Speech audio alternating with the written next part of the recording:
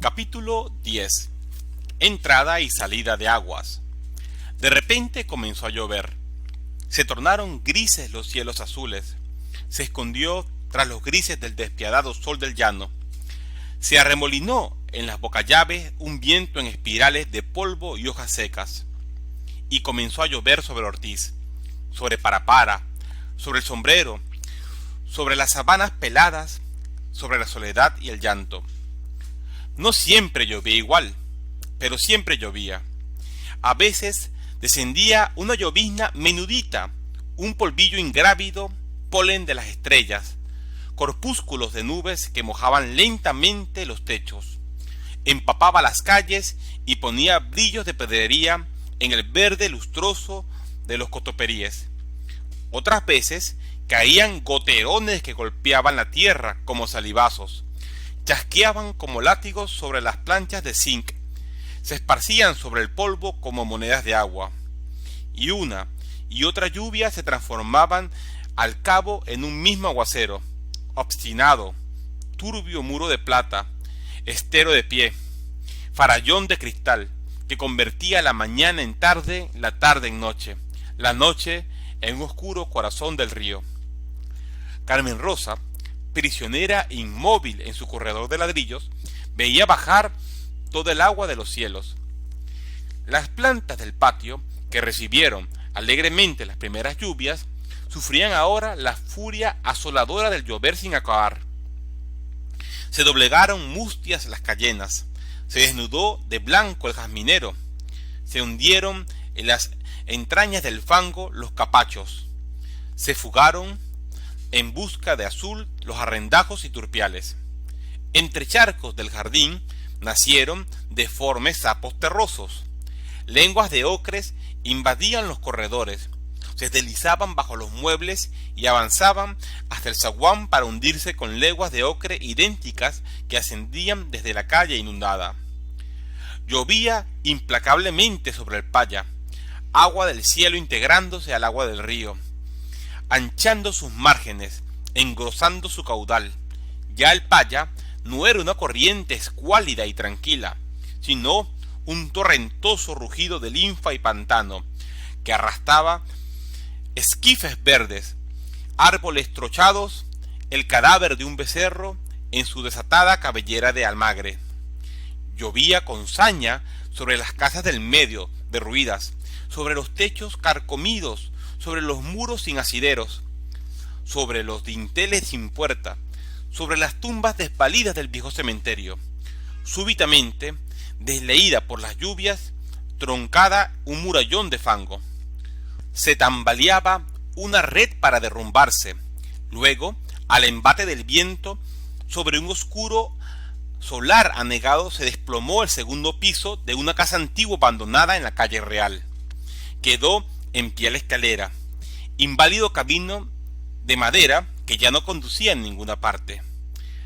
Una de esas noches lluviosas, atendiendo al llamado primordial del agua, se apagó el alma de don Casimiro Villena, el padre de Carmen Rosa. Murió silenciosamente mientras dormía, y solamente llegaron a enterarse en la casa después del amanecer, cuando doña Carmelita entró al cuarto con el pocillo de café que le llevaba todas las mañanas. Se le había detenido el corazón a la luz de un relámpago, el estampido de un trueno, y conservaba en la región de la muerte el rostro tranquilo y apacible del sueño, la difusa inexpresión de su demencia. Para doña Carmelita fue el derrumbamiento. Ella seguía considerando un ser vivo y presente a don Casimiro Villena, no obstante que su mente se había ausentado de este mundo hacía tantos años. Desde el instante en que lo encontró muerto, hasta muchas horas más tarde, que serían días enteros, se sentó llorando humildemente en una mecedora de esterilla, mientras pasaba maquinalmente entre los dedos cuentas de un rosario, y repetía como autómata palabras latinas cuyo sentido no penetraba. Angus Dei Quitois peccata mundi, parce nobis domine. Estaban solas en la casa las dos mujeres y la lluvia con el cadáver de don Casimiro. Carmen Rosa se lanzó a la calle con la cabeza descubierta, abriéndose paso entre las cortinas de agua. Llegó a la casa parroquial vuelto un guiñapo, las greñas pegadas al rostro, dejando en los ladrillos del zaguán un rastro de pantano, goteante y jadeante como si acabase de cruzar a nado un río crecido. «Muchacha, ¿qué te pasa?», preguntó el padre Pernía, saltando de su viejo y duro sillón de madera. «Papá amaneció muerto», dijo simplemente Carmen Rosa, y le tocó al cura salir con ella a desafiar el aguacero. Fueron en busca de Pascual, el carpintero, para encargar la urna, y regresaron a la casa, metiéndose de frente a los charcos sin saltarlo, a rezar las oraciones. Ya estaba ahí Olegario, contemplando el cadáver con los brazos cruzados sobre el pecho. Aquel hombre, que yacía ahora definitivamente quieto, lo había arrancado de la choza donde comía tierra y lo picaban bichos extraños para traerlo a vivir consigo y enseñarlo a trabajar. Parado ante la cama del muerto, empapado por el aguacero, Olegario reconstruía mentalmente esa historia tan lejana de su infancia. Por el rostro curtido le corrían gotas de lluvia y llanto. Por la tarde fue el entierro. Seguía lloviendo reciamente, como en la noche anterior, y se sabía que seguiría lloviendo al mismo ritmo durante mucho tiempo, porque el cielo era una gran nube pizarra sin una sola guireta azul. No estaba Sebastián en Ortiz, ni pasó por la carretera. ¿Quién iba a pasar bajo aquel diluvio? A un ser humano a caballo o en vehículo que quisiera llevar la noticia para. El padre Pernía asumió íntegramente la difícil tarea de dar sepultura al cadáver bajo un cielo volcado en el furor del agua, en un suelo convertido en espeso barrizal. Al principio no había quien cargara la urna. La noticia de la muerte de don Casimiro tardó en atravesar la tempestad. El primero en llegar fue Panchito, con Marta deshecha en lágrimas, ambos chorreando agua como las huellas del fango más arriba de los tobillos. Luego se acercaron 4 o 5 hombres del vecindario, pero la urna pesaba más bajo aquel diluvio indeclinable, sobre aquella tierra pegajosa. El propio padre Pernía tuvo que meter el hombro a la cuesta que conducía al portal del cementerio, con la sotana arremangada y sujeta a la cintura por la correa del pantalón. Lo enterraron deprisa, en la entraña del lodazal, y volvieron todos a las casas destilando pantano con los pies deformados por las pelladas gredosas ya habituales en las espaldas caladas del repiqueteo, de los gotones que seguían cayendo. Habían entregado para siempre al agua turbia de los charcos, al corazón plomizo de las nubes, al llanto diagonal de la lluvia, la sombra vaga que restaba de don Casimiro Villena. Fueron días, noches, semanas de lluvia. Cuando escampaba, el río intentaba regresar lentamente a su lecho, y dejaba un rosario de charcas a ambos lados. Se estancaba el agua en los barrancos, en los altibajos de la sabana, en los corrales de las casas. Los nuevos aguaceros salpicaban esas pupilas de agua tranquila y tejían una huella como de pájaro, invisible, que pasase sin posarse. Al cristal fangoso de los charcos, al limo verdoso de los pozos, al caldo sucio y, más aún, a la linfa clara, siempre que estuviese quieta la superficie, llegaban los mosquitos. Venían de todas partes, del norte y del sur, del este y del oeste, a vivir su breve vida de 20 días, a nutrirse, a reproducirse y a morir, en aquel anegado recodo de tierra llanera. Sobre una hoja inmóvil, detenida en mitad del agua muerta, se paraba una brizna imperceptible, provista de alas y vida. Era una hembra que venía a poner sus huevos. Los huevitos caían por centenares, hermanados en una cinta finísima, y se esparcían, luego, sostenidos en la flor de charca por flotadores microscópicos, nutriéndose de sustancias misteriosas de la naturaleza, o de despojos de insectos muertos, o comiéndose a la propia madre. Se desarrollaban las larvas de las cáscaras, de los huevos surgían. Las larvas eran largos gusanitos de anillos peludos que en su madurez se enroscaban en los negros signos de interrogación antes de transformarse en mosquitos recién nacidos. Entonces, ya las briznas con alas y vida abandonaban el agua de la poza en la curva del primer vuelo. los machos hacia los árboles, en demanda de jugos vegetales, las hembras hacia las casas, en busca de sangre humana. El rincón más oscuro de los ranchos, nacidos con el instinto alevoso de ocultarse para los asaltos, voraces filamentos alados, las hembras acechaban al hombre, a la mujer, al niño. Ávidas agujas de noche caían sobre los cuerpos dormidos, clavaban los empuntados estiles y sorbían la primera ración de sangre. El silencio se cruzaba de agudos zumbidos y una pequeña voz gimoteaba en el catre. ¡Mamá! ¡Me pica la plaga! Se hundía el aguijón aquí y allá, una y mil veces, en la piel del niño sano y del niño enfermo, en la choza del hombre sano y la del hombre palúdico. La sangre contaminada irrumpía en el organismo del insecto, estallaba en flamentes requenques, copulaban hasta fusionarse las células machos y hembras, se enquistaban en las paredes del diminuto estómago y se rompían luego en menudos globos estriados que se esparcían por el pequeño cuerpo y se estancaban en el pocito mínimo de la saliva. Cumpliendo ese proceso tan complicado en tan exiguo espacio, volvía una y otra vez el mosquito en busca del hombre, de la mujer, del niño, pero llevaba entonces la trompa envenenada. Sepultaba con el espolón las células malignas que se diseminaban en la carne adentro, se albergaban una víscera e irrumpían finalmente en la sangre humana.